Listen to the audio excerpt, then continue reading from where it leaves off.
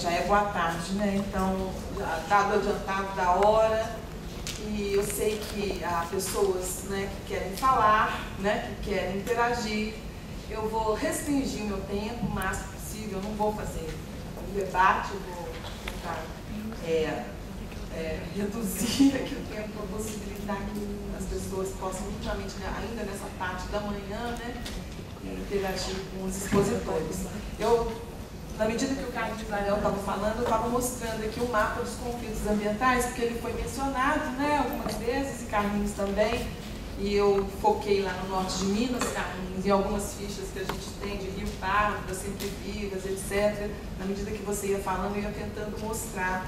Essa é uma pesquisa que nós fizemos juntamente com as universidades, um esforço coletivo de 4 universidades, né?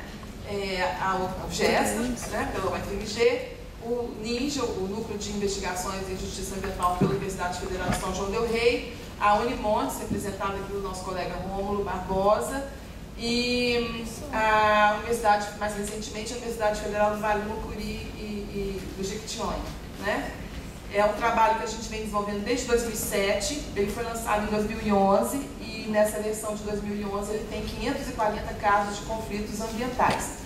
É um trabalho que foi feito em parceria, tivemos o apoio do Ministério Público, sobretudo do Ministério Público do Estado de Minas Gerais, que nos ajudou abrindo arquivos, possibilitando acesso à documentação dos processos judicializados, né? Mas também, em grande maioria, o mapa foi feito ouvindo as pessoas. Acho que é a parte que eu gostaria de destacar, né? Porque os procuradores falaram da importância do ouvir, né? Do ouvir. Então, um mapa que foi feito através de oficinas participativas com diversos movimentos sociais, ambientalistas, populares, atingidos, né? Gente que não está em movimento, mas está sofrendo e resistindo, como diz o Célio, né? Sofrendo, né? Não são impactados, eles estão sofrendo, né? Então eu queria só deixar título para quem ainda não conhece, nós estamos no momento atualizando esse mapa, estamos fazendo essa atualização através de oficinas novamente, percorrendo todo o estado de Minas Gerais através dessas oficinas. É um trabalho muito grande, uma responsabilidade muito grande. Só para definir o que é conflito ambiental, nós levamos 4 anos de discussão, de debate, né? Para diferenciar justamente conflito de impacto, essa visão positivista externa, né? Conflito de impacto, conflito de problema ambiental, e a gente trazer então um pouco mais a dimensão das lutas sociais em defesa dos direitos ambientais, socioambientais, né? É disso que a gente está falando. Então, daí a importância do mapa ser atualizado e continuar sendo atualizado através dessa grande ouvidoria que a universidade pública faz, são 4 universidades públicas, né? Em relação a esses grupos nem sempre ouvidos, né? Como foi colocado aqui pela mesa. Então, que esse mapa possa servir também de consulta, ele é interativo, é na internet, então é para o mundo todo, né? E que ele possa também ser usado pelos operadores de direitos, continuar, né, essa parceria com o Ministério Público do Estado de Minas Gerais. Nós nos colocamos à disposição sempre para o diálogo, né? Somos 4 universidades em Minas especializadas em conflitos ambientais, né? Estamos aqui para o diálogo. Fora essa ampla rede aqui do Brasil afora, os colegas que vieram do Acre ao Rio Grande do Sul, né? Prestigiar e dar um recado, esses especialistas também em conflitos ambientais, que há anos vêm pesquisando. Então, o que a gente está falando aqui, e eu falo desse lugar, né? Todo mundo fala de um lugar, do Ministério Público, da assessoria aos movimentos, e nós aqui, né, Célio, Eliane, Jesus, falamos do ponto de vista assim, de pesquisa, né?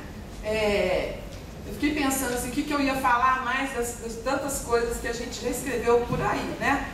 Só para lembrar, assim, a questão da negociação de conflito é um tema que a gente já escreveu, eu, Clênis Lancheres, que é Doralice, não sei se a Doralice ainda está aqui, da Geografia, no livro A Insustentável Leveza da Política Ambiental. Na introdução já temos uma reflexão, lá tem também o capítulo do Weber Girandir, que analisa o Copan e outras técnicas de resolução de conflitos, e a gente já vem questionando a eficácia, né, E as consequências desse tipo de enquadramento desde 2005, né, nessa primeira publicação mais sistemática.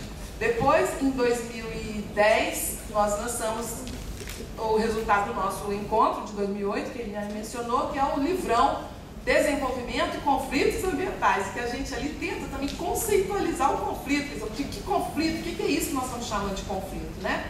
Então, para a gente um pouco tomar uma distância em relação às palavras e pensar e refletir um pouco, né, de que nós estamos falando efetivamente, né?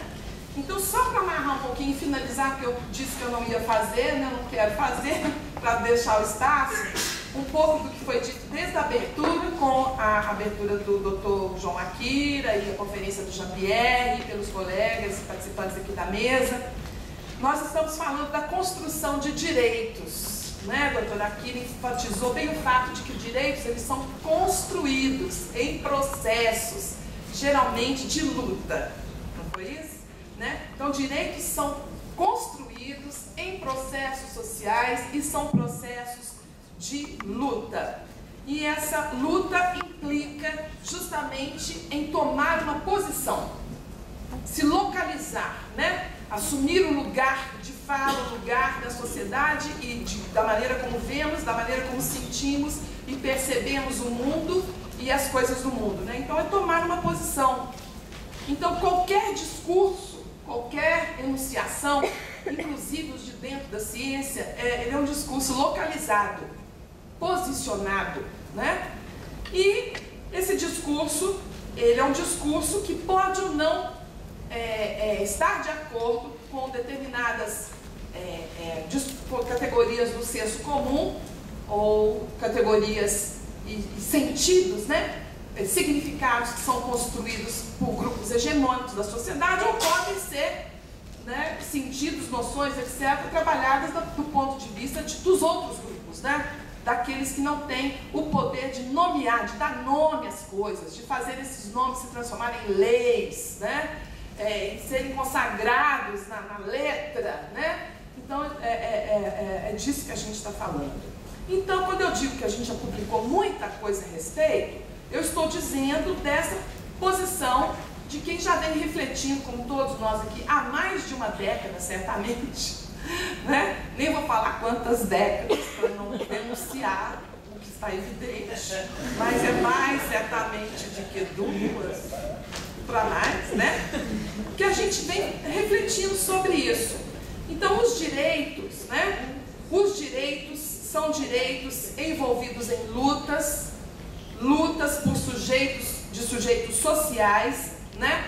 Que querem participar e têm o direito de participar. Essa participação, conforme já salientado por vários aqui, ela vem sendo negada, ou ela vem sendo negada, ou ela vem sendo qualificada, essa participação, de uma forma que de fato impossibilita o acesso, né? Por exemplo, foi dito aqui pela mesa que da exigência dessa qualificação técnica, acho que Célio mencionou, né? Chama-se para participação, mas só os técnicos, né? Isso a gente também vem escrevendo há muitos anos já sobre essa questão, né? É uma participação qualificada em que aqueles que são chamados a negociar nessa participação são aqueles que compartilham, como disse a Eliane, de um mesmo enquadramento, mesmo quadro de compreensão, né? Compartilham, é uma compreensão compartilhada das coisas, né?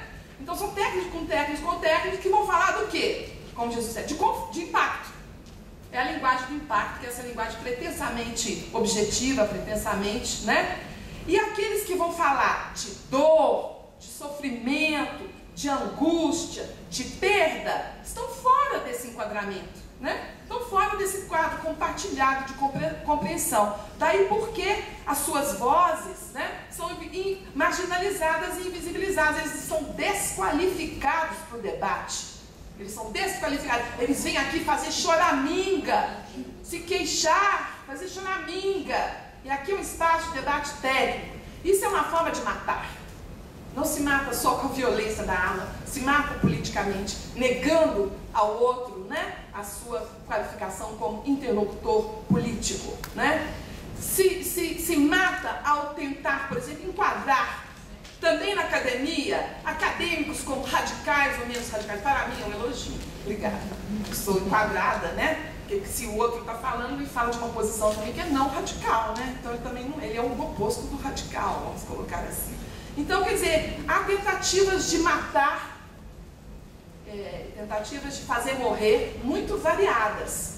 E isso tem diretamente a ver com a perda da democracia, né? Salientada aqui desde lá do doutor Akira, Jean-Pierre, todos aqui na mesa, esse momento muito crítico que nós estamos vivendo, dessa crença de que resoluções técnicas para as coisas, elas são técnicas e por serem técnicas são universais. Então vem alguém lá com uma técnica de alguma instituição né? Mega, global, quase assim um Deus onipresente que está em todo mundo disseminando suas técnicas, que são as mais avançadas, as melhores.